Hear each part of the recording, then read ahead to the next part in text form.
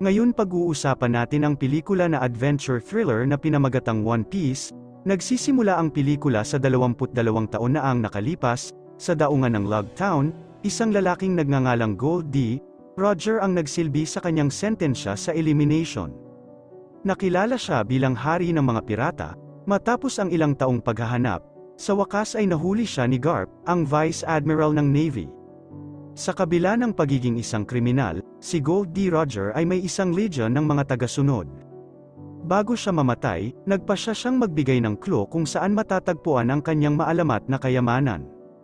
Sa harap ng isang malaking pulutong ng mga tagahanga at mga haters, ang pirata ay nag-claim na itinago ang isang piraso sa Grand Line at ipinangako na sino man ang makakahanap nito ay magkakaroon ng katanyagan, kayamanan, at kapangyarihan.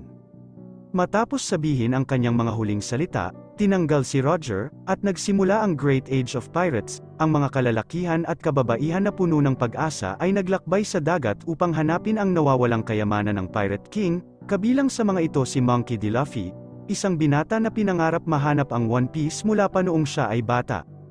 Ang kailangan lang niya ay isang tapat na tripulante at isang barko dahil lumulubog ang kanyang bangka at hindi siya marunong lumangoy.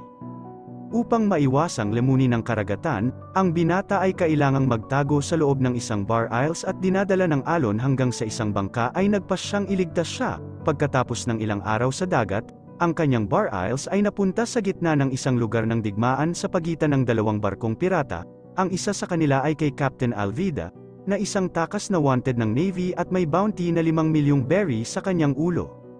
Matapos sirain ang sisidlan ng kaaway, inutusan ng babae ang kanyang mga tripulante na ibalik ang lahat ng mga supply barrels sa kanyang barko, at kabilang sa mga ito ang bar aisles kung saan nagtatago si Luffy. Sa kabila ng pagkamuhi sa mga pirates at lalo na kay Kapitan Alvida, napilitan si Kobe na sundin ang kanyang mga utos, kung hindi, siya ay nanganganib na itapon sa dagat. Ng gabing iyon, habang nagtatrabaho sa kulungan, nakarinig ng ingay ang binata at nadiskubreng may nanghihimasok sa barko. Nang makita siya, nagpakilala si Luffy at sinabing isa siyang pirata. Sa sandaling nakakuha siya ng barko, plano niyang tumulak sa Grand Line, na naging kilala bilang sementeryo ng barko. Sa pagtatangkang tulungan ang binata na makatakas bago magising ang kanyang kapitan, tinulungan siya ni Kobe na nakawin ang isa sa mga lifeboat. Ngunit aksidenteng nagising ni Luffy ang buong crew. Sa paniniwalang pinagtaksilan siya ni Kobe, inatake siya ni Alvida, ngunit nagawa ni Luffy na pigilan ang binata na matamaan at inalis ang mga tripulante. Sa panahon ng labanan, binaril ng isa sa mga lalaki ang mananalakay, kung saan natuklasan ng mga tripulante na ang katawan ni Luffy ay gawa sa goma. Ang kanyang kakayahang mag-inat ay nagpapahintulot sa kanya na iwasan ang lahat ng mga pag-atake ni Alvida, at sa isang suntok, itinapon niya ang babae sa barko. Sa araw na iyon, sa wakas ay nagawa ni Kobe na maalis ang mga pirata na nakahuli sa kanya at tumungo sa Grand Line kasama si Luffy. Sa paglalakbay, tinanong ni Kobe ang kanyang bagong kaibigan tungkol sa pinagmula ng kanyang kapangyarihan, kaya nagpa siya ang binata na magkwento. Bata pa lang si Luffy, pangarap na ni Luffy na makasali sa gang ni Shanks at maglayag sa karagatan kasama ang kanyang mga tripulante. Gayunpaman, ang batang lalaki ay napakabata para maglayag at palaging sinusubukang patunayan sa kanyang kaibigan na handa siyang maging isang pirata. Sa isa sa mga pagtatangka na ito, nagdulot siya ng pinsala sa kanyang mukha, na ang peklat ay mananatili sa kanya sa natitirang bahagi ng kanyang buhay. Matapos matahi ang kanyang mga sugat, hinalungkat ni Luffy ang mga kayamanan na natagpuan ng mga tripulante sa kanilang huling ekspedisyon at nakahanap ng isang mahiwagang prutas. Pagkatapos kumain, pumunta ang binata sa bar kung nasaan si Shanks at ang kanyang mga tauhan. Sa sandaling iyon, natuklasan ng lahat na nakakuha siya ng mga superpower. Nangyari ito dahil, nang hindi nalalaman, kumain si Luffy ng Akuma no Mi, na nagbigay sa kanya ng kakayahang iunat ang bawat bahagi ng kanyang katawan. Matapos ibunyag ang kanyang sikreto, tinanong ng binata si Kobe kung ano ang gusto niyang gawin sa kanyang buhay at natuklasan niya na ang pinakamalaking pangarap ng binata ay maging isang naval officer para protektahan ang mga tao. Nasasabik sa ideyang tulungan siyang matupad ang kanyang pangarap, nagpa siya si Luffy na baguhin ang kanyang ruta at tumulak sa pinakamalapit na base ng Navy, kaya, pati na rin ang pagpayag sa kanyang kaibigan na sumali sa isang grupo ng mga Marines. Magkakaroon din siya ng pagkakataong magnakaw ng mapa na magdadala sa kanya sa Grand Line. Pagdating nila sa lungsod ng Shells, nagpa siya ang magpumunta sa isang restaurant para kumain bago simulan ang kanilang misyon. Doon, nakita nila ang isang eskrimador na tinatawag na Roronoa Zoro, at isang batang babae ang lumapit sa kanya upang bigyan siya ng isang plato ng onigiri. Sa sandaling iyon, aksidenteng nalaglag ni Rika ang pagkain sa Helm Epo, at galit na galit ang lalaki. Matapos matapakan ang pagkain, pinagbantaan niya ang dalaga at napukaw ang pagnanasa ni Zoro. Pagkatapos kumain ng isang piraso ng dinurog na pagkain, magiliw na pinuri ng eskrimador si Rika sa kanyang talento sa kusina at inutusan si Helm Epo na kainin ang onigiris na kanyang natapakan. Nang marinig ito, inilabas ng binata ang kanyang katana at inatake si Zoro, na nagawang itumba siya nang hindi man lang inaalis ang kanyang espada sa kaluban nito. Nang makita nila ang anak ni Kapitan Morgan na inaatake, sinalakay ng ibang mga opisyal ang eskrimador, ngunit ang may berdeng buhok na binata ay nagtagumpay na maalis ang mga ito nang hindi kinakailangang bumunot ng alinman sa kanyang mga espada. Sa panahon ng labanan, sinasamantala ng isang batang babae na tinatawag na Nami ang distraction para salakayin ang isang marine at kaladkarin siya sa isang taguan para nakawin niya ang kanyang uniforme. Matapos ang lahat ng kaguluhang naidulot niya, pinuntahan ni Zoro si Kapitan Morgan, na siyang namamahala sa base. Ang batang eskrimador ay nabubuhay bilang isang bounty hunter at kinuha lamang ang ulo ng isang takas upang mangolekta ng pera. Nang makilala niya ang pinakakinatatakutang mga ngaso ng pirata sa East Blue, binabati siya ni Morgan sa kanyang hindi kapanipaniwalang husay sa labanan at sinabing babayaran niya ang gantimpala para sa takas na nahuli niya. Ngunit una, ang eskrimador ay kailangang magsilbi ng isang pangungusap para sa pag-atake sa isang grupo ng mga sundalo ng Navy. Kung gusto niyang makuha ang kanyang pera, si Zoro ay kailangang gumugol ng 7 araw na nakabitin sa isang patio. Kung tumanggi siyang pagsilbihan ang kanyang sentensya, hindi na siya muling makakapagtrabaho bilang bounty hunter. Kaya, nagpa siya ang binata na tanggapin ang kanyang parusa, at pinagtatawanan siya ni Helm Epo. Pagkatapos ay sinabi ni Zoro na kapag siya ay pinalaya, ang binata ay magmamakaawa na mabuhay. Kinaumagahan, isinuot ni Nami ang uniforme na ninakaw niya at pumasok sa base ng Navy para hanapin ang mapa ng Grand Line. Balak ding gawin ni Luffy at gumamit ng alternatibong daanan na magdadala sa kanya sa looban kung nasaan si Zoro. Napagtanto na ito ang eskrimador na nakipaglaban sa mga marino noong nakaraang gabi. Nagpa siya ang binata na pakawalan siya at inanyayahan siyang sumali sa kanyang grupo ng mga pirata. Gayunpaman, tinanggihan ni Zoro ang imbitasyon at inihayag na ginugol niya ang huling ilang taon ng kanyang buhay sa pangangaso ng mga pirata upang mabuhay, kaya nagpa siya si Luffy na ipagpatuloy ang kanyang misyon. Habang hinahanap ang base, si Nami at kailangang labanan ang 2 marines upang maiwasang maaresto. Matapos talunin ang mga ito, itinago niya ang mga katawan ng duo at narinig niyang nahulog si Luffy sa silid. Narinig na ng binata ang buong usapan at alam niyang si Nami ay isang nanghihimasok na katulad niya, kaya't nagpa siya ang dalawa na tulungan ang isa't isa upang hindi sila tuluyang mahuli at magtungo sa opisina ni Morgan. Sa sandaling iyon, lumitaw ang kapitan, at sinabi ni Nami na ini-escort niya ang pirata sa bilangguan. Sa ganitong paraan, inaalis nila ang axe hand, at nagawa pa ng dalaga na nakawin ang mga susi ng kanyang opisina. Samantala, hinabol ni Zoro si Helm Epo upang kunin ang kanyang espada, at sa halip na alisin siya, nagpa siya na lamang nagupitin ang buhok ng binata. Pagkatapos pumasok sa opisina ng kapitan, tinulungan ni Luffy si Nami na mahanap ang mapa. Ang problema ay na-stuck ito sa loob ng isang safe, at napagtanto ni Morgan na ang kanyang opisina ay nasira. Habang sinusubukan niyang sirain ang pinto, nagawang nakawin ng pirata ang ligtas, at pareho silang itinapon sa labas ng bintana. Pagkatapos ng pag-crash, ang pares ay inaatake ng isang grupo ng mga marines at kailangang magsama-sama upang talunin sila. Habang ginagamit ni Nami ang kanyang mga tauhan para atakihin ang mga kalaban, hinampas sila ni Luffy gamit ang kanyang mga braso at binti na goma. Sa puntong yun, lumitaw si Zoro, nabawi ng binata ang kanyang 3 espada at nagpa siyang tulungan si Luffy bilang pasasalamat sa pagpapalaya niya. Nang tuluyan na nilang maalis ang mga sundalo, lumitaw si Captain Morgan, at dapat talunin siya ng trio. Sa sandaling iyon, dumating ang ibang mga opisyal sa eksena, at sinalakay sila ni Nami habang pinaplano ni Luffy at Zoro kung paano mapupuksa si Morgan. Dahil napakalakas niya, hinugot ni Zoro ang kanyang 3 espada at nagawang i-immobilize ang kanyang kalaban. pagkatapos ay inaatake siya ng Straw Hat gamit ang rubber leg nito, at natalo ang matanda. Matapos manalo sa labanan, kinuha ng eskrimador ang lig, at nagnakaw si Nami ng bangka upang makatakas ang grupo. Biglang lumitaw si Helm Epo at nagbanta na babarilin ang gang, ngunit nagulat ang lalaki at nawalan ng malay matapos makatanggap ng suntok mula kay Kobe. Sa sandaling iyon, nagpaalam ang binata sa kanyang kaibigan at sinabi sa kanya na mananatili siya sa base para maging miyembro ng Navy, kaya nagpatuloy ang tatlo sa kanilang paglalakad.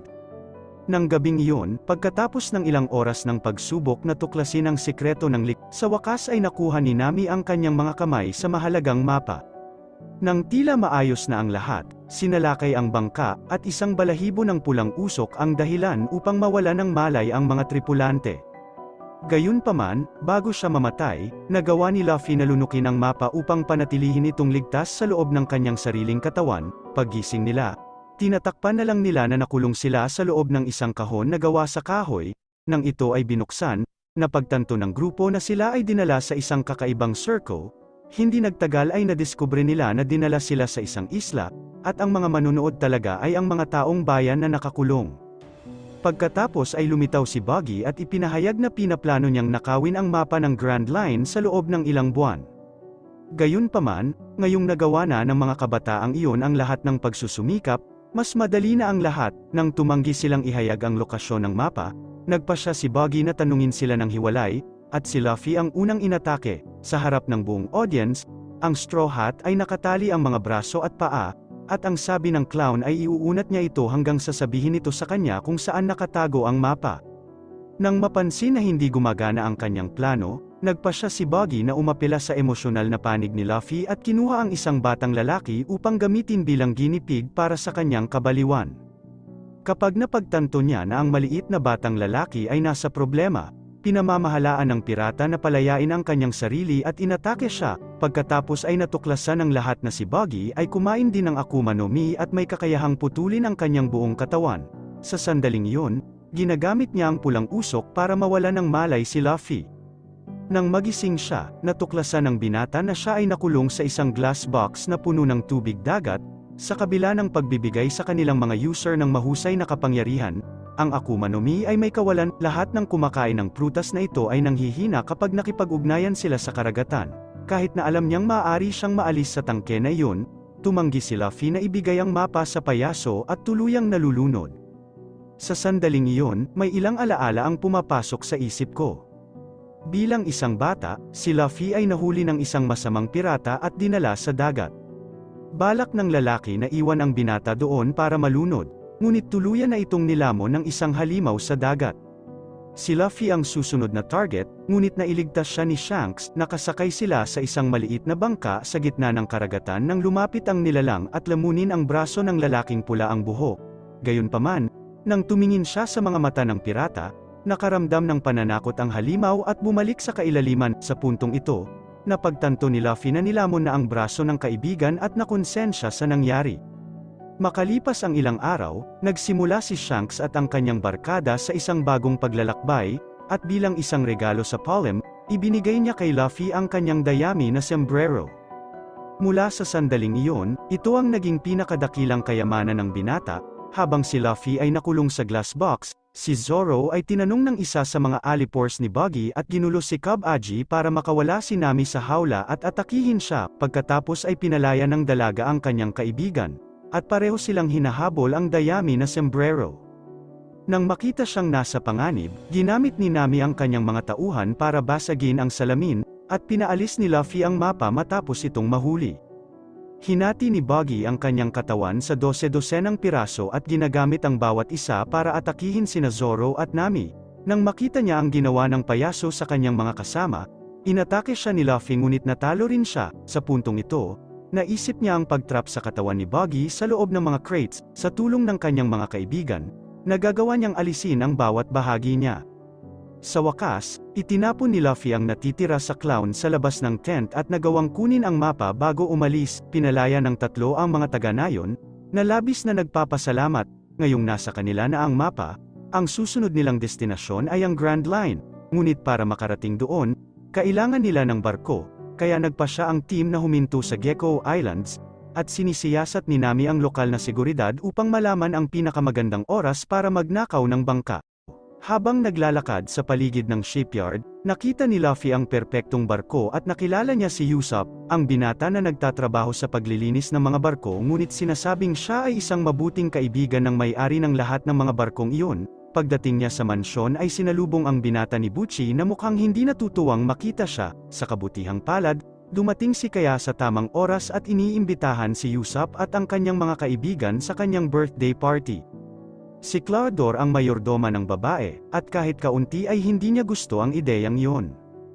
Mula nang mamatay ang mga magulang ni Kaya, siya ang naging legal na kinatawan ng dalaga at ang taong pinagkakatiwalaan niya ng lubos upang pasayahin siya. Hiniling niya kay Sham na dalhin ang mga bagong bisita sa suite para makapaghanda sila para sa hapunan. Makalipas ang ilang minuto, gumamit si Usopp ng isang lihim na daanan upang bisitahin si Kaya sa kanyang silid at ibigay ang kanyang regalo sa kaarawan. Habang nag-uusap sila, nagsisimulang umubo ang dalaga, at gumagaling lamang ito kapag iniinom niya ang tsaa na inihahanda ni Klahadore para sa kanya. 3 taon na ang nakalilipas, si Kaya ay nagkasakit ng gusto, at walang gamot na nakapagpapagaling sa kanya.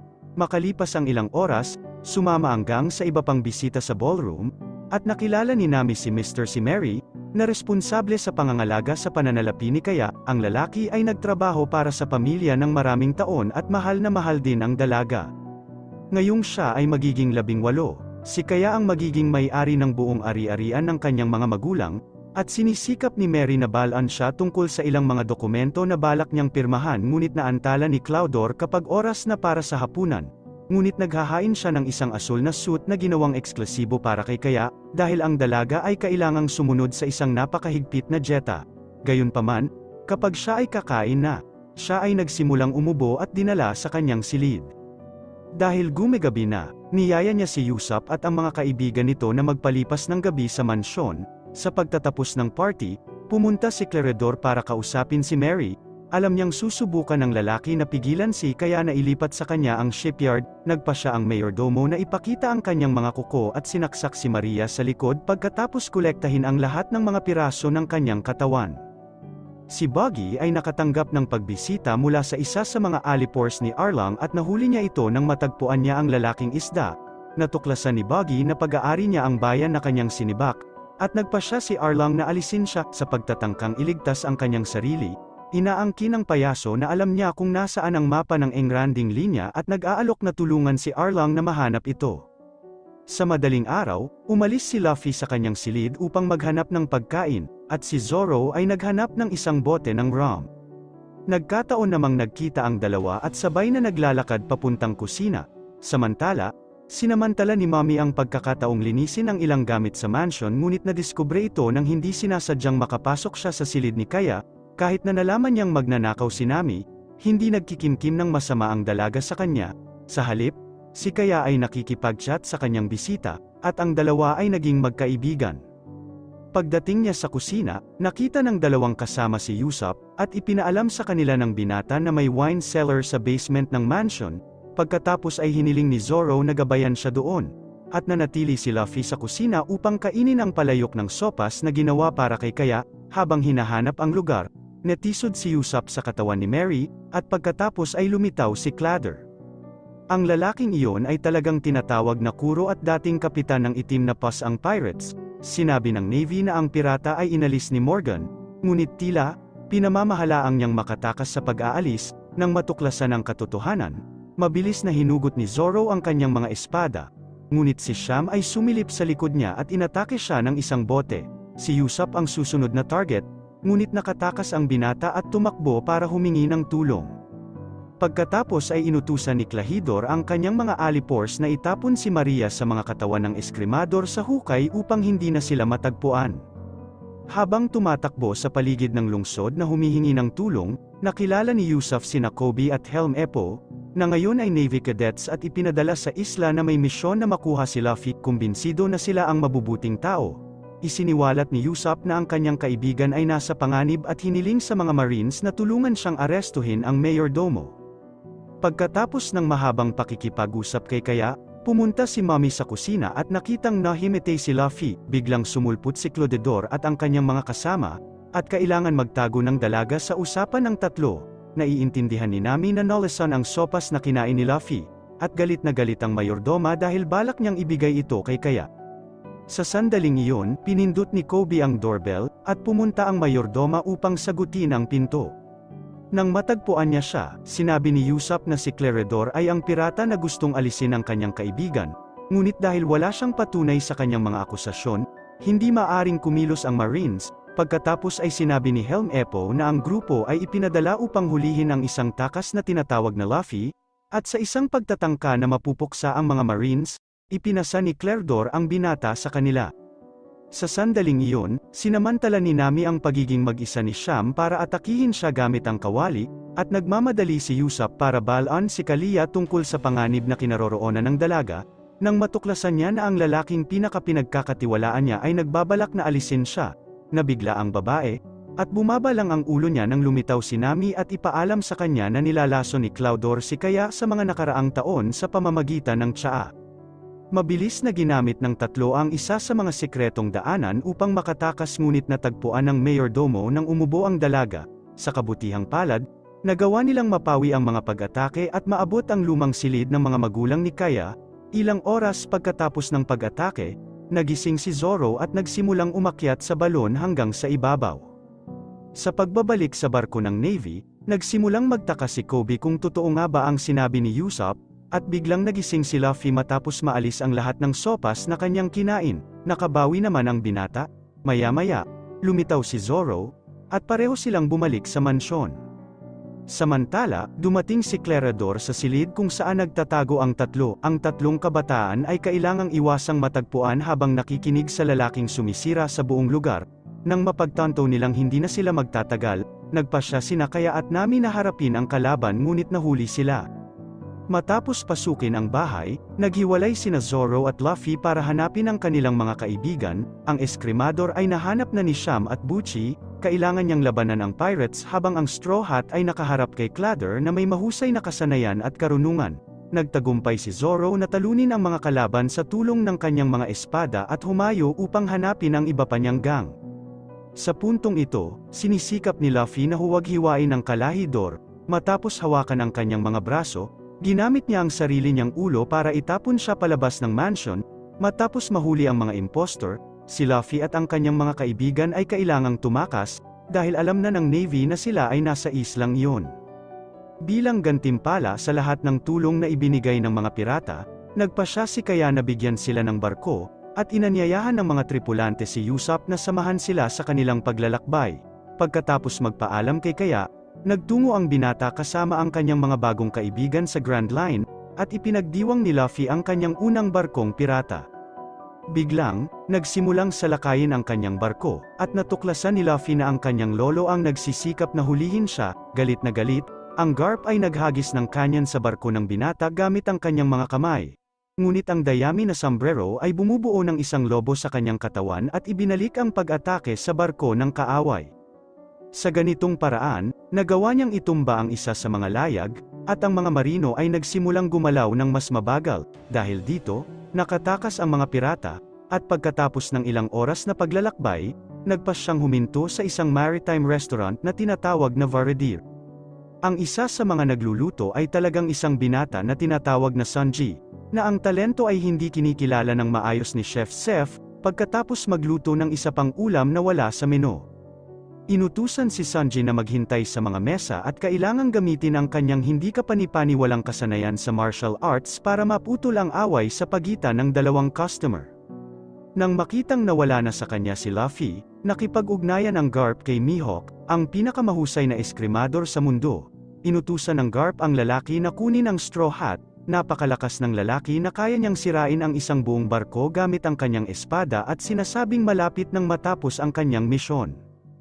Nang gabing iyon, dumating si Mihawk sa Baratir at nakinig kay Usopp na nagkukwento ng mga naranasan niya kasama si Luffy mula nang maging pirata siya. Pagkatapos ay hiniling niya sa binata na ipakilala siya sa kanyang mga tauhan at sinabi na ang kanyang misyon ay ipasok si Luffy sa Navy. Nang makita ang lalaking iyon na may krus sa dibdib, agad siyang nakilala ni Zoro at hinamon siya sa isang sword duel. Ibinunyag ng binata na mula pa noong siya ay bata, ang kanyang pinakamalaking pangarap ay talunin si Mihawk sa isang laban at makuha ang titulong pinakadakilang eskrimador sa mundo. Tinanggap ng lalaki ang The Challenge at sinabing si Zoro ay matatanggal sa madaling araw. Matapos sabihin kay Luffy ang balita, halos hindi makatulog ang binata habang naghihintay ng laban, at kinaumagahan, nakilala niya si Mihawk sa napagkasunduang lokasyon. Nang magsimula ang labanan, gumamit ang lalaki ng mini sword para lumaban at sinabing hindi karapat-dapat si Zoro na harapin ang maalamat na Yuru. Kahit nasa kanyang miniature na katana, nagawa ni Mihawk na saktan ang binata, ngunit hindi umatras si Zoro. Humanga sa pagpupumilit ng binata, iginuhit ni The Swordsman ang kanyang uro at nagawang gamitin ito para sirain ang 2 sa 3 espada ni Zoro. Kapag napagtanto niya ang nangyari, tinanggap ng bounty hunter ang kanyang pagkatalo at ibinuka ang kanyang mga braso upang maisagawa siya ng kanyang kalaban. Sa sandaling iyon, gumawa ng malalim na hiwa si Mihawk sa tiyan ni Zoro at sinabing hindi pa ito ang oras para mamatay siya. Bago umalis, pinayuhan niya si Zoro na ipagpatuloy ang kanyang pagsasanay at sinabing maghihintay siya upang labanan siya muli. Nang makitang bumagsak ang kanyang kaibigan, dinala siya hanggang sa barko, at bumalik si Luffy sa Beredir sa paghahanap ng tulong. Dahil walang doktor sa restaurant, nagpasya sina Sanji at Seth na pumunta doon para tulungan siya. Matapos tahiin ang sugat, ginamit ng matanda ang balat ng isda upang takpan ito, at dinala siya ng mga kaibigan ni Zoro sa kanyang silid. Makalipas ang ilang oras, dumating si Arlong sa Beredir kasama ang 2 pang miyembro ng kanyang grupo at nagbanta na lalamunin ang mga customer kapag hindi ibunyag ni Zeph ang kinaroroonan ni Luffy. Sa sandaling iyon, si Nami ay nasa restaurant at nagmamadaling ihatid ang impormasyon sa kanyang kapitan. Sinabi niya na ang mga tauhan ay dapat umalis kaagad. Ngunit tumanggi si Luffy na hayaang masaktan ang mga inosenteng tao dahil sa kanya, kaya't hinabol niya si Arlong at natuklasan na ang isa sa mga tainga ni Buggy ay nakatago sa kanyang sombrero sa lahat ng oras na ito. Ganyan siya nahanap ng lalaking isda. Kapag na-distract si Arlong, sinamantala ni Zeph ang pagkakataon na barilin sila, ngunit hindi naging sanhi ng gasgas sa peteng ang bala nito. Kaagad, inatake ni Kurubi ang The Old Man, at tumalon si Sanji sa kanya bilang pagtatanggol sa kanyang amo. Matapos matalo ang kusinero, sinalakay ni Luffy ang peteng ngunit sa lalong madaling panahon na diskubre na hindi siya katapat nito. Ang binata ay itinapon sa labas ng establishmento at malapit nang maalis nang lumitaw si Nami at ipaalam sa kanya na nagawa niyang nakawin ang mapa. Sa sandaling iyon, natuklasan ng mga tripulante na ang kabataang babae ay nagtatrabaho ng mahabang panahon, at nagawa niyang kumbinsihin ang peteng na huwag alisin si Luffy. Makalipas ang ilang oras, nagising si Zoro at natuklasan ang katotohanan tungkol kay Nami, kahit na pagkatapos na ipagkanulo, naniniwala ang Straw Hat na ang kanyang kaibigan ay isa pang biktima ng Arlong at nagpasyang pumunta at iligtas siya. Matapos lagyan ng gasolina ang kanilang barko, naghahanda na ang mga tripulante na umalis nang magpakita si Sanji at ipaalam sa kanila na sasama siya sa kanila upang maging opisyal na tagapagluto ng crew. Para matulungan silang mahanap si Nami, hihingi ng tulong ang pirates sa Buggy, na magtuturo sa kanila ng daan patungo sa sanctuary ng mga mangingisda. Pagdating nila doon, kailangan nilang dumaan sa isang nayon kung saan nakita nila si Nami na nangongolekta ng buwis mula sa mga taga-nayon. Lahat ng tao sa Kokoyashi Village ay napupuot sa babae, kasama na ang sarili niyang kapatid. Nang makita ang dati niyang mga kasama sa nayon, inutusan sila ni Nami na umalis at sinabing hindi niya kailangan ng tulong nila. Napagtanto na hindi nagsasabi ng totoo ang dalaga, nagpasya si Luffy na bisitahin ang kanyang kapatid at kinumbinsi si Nudge Iko na sabihin sa kanya ang lahat ng kanyang nalalaman.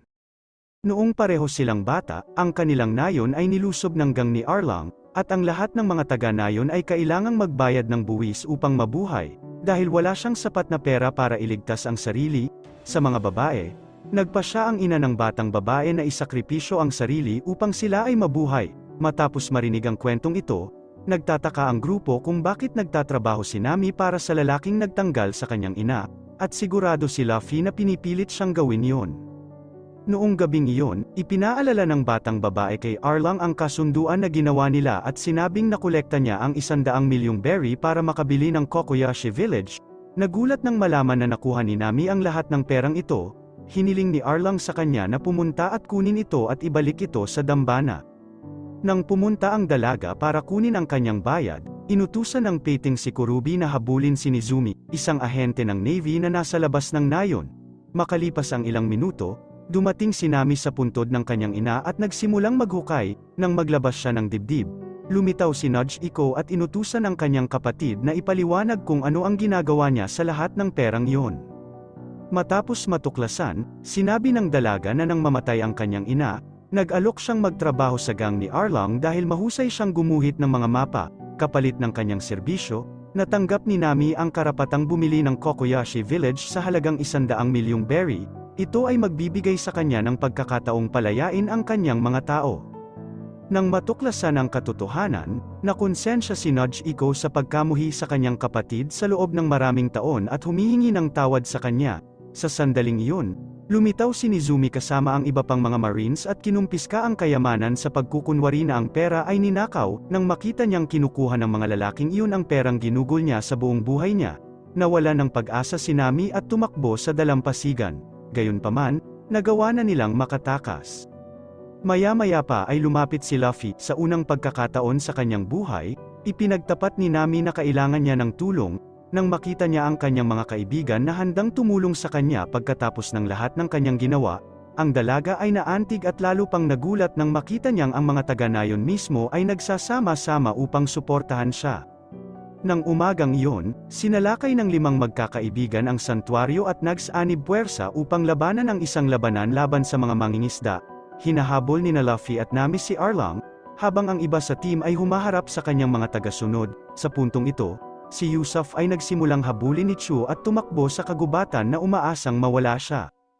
Nang makilala niya si Arlang, galit na galit si Luffy sa kalupitan na ginawa niya kay Nami at sinira ang kanyang sandata.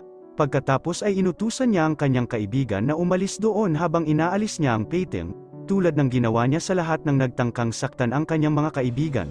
Sa labas, habang ipinagpapatuloy ni Zoro at Sanji ang labanan laban sa kanilang mga kalaban, nabawi ng Buggy ang kanyang katawan at nakatakas sa kagubatan. Kailangang iwasan ni Usopp ang maraming pagsabog ng inumin na itinapon ng ngumunguya at kunwaring inalis upang maatik siya ng kanyang paputok na bala ng apoy. Pagkatapos ng ilang minuto ng pagtatangkang saktan si Arlang, napagtanto ni Luffy na walang epekto ang kanyang mga suntok at nagpasya siyang sumunod sa isang bagong plano. Ginagamit niya ang kanyang mga superpower upang sirain ang mga haligi na sumusuporta sa palasyo at nagiging sanhi ng pagbagsak ng buong gusali. Sa pagtatangkang pigilan ang pag-atake, tumakbo si Arlang patungo sa pirata, ngunit ginamit ni Luffy ang kanyang rubber leg para tamaan siya at sirain ang kanyang mansion minsan at para sa lahat. Sa sandaling iyon, gumuho ang buong gusali, at nagsimulang isipin ng mga tripulante na ang kanilang kapitan ay tinanggal, pero gumaan ang loob ng lahat nang lumabas si Luffy mula sa mga guho. Ngayong nakalaya na ang mga taga-nayon, nagdiwang sila para magdiwang.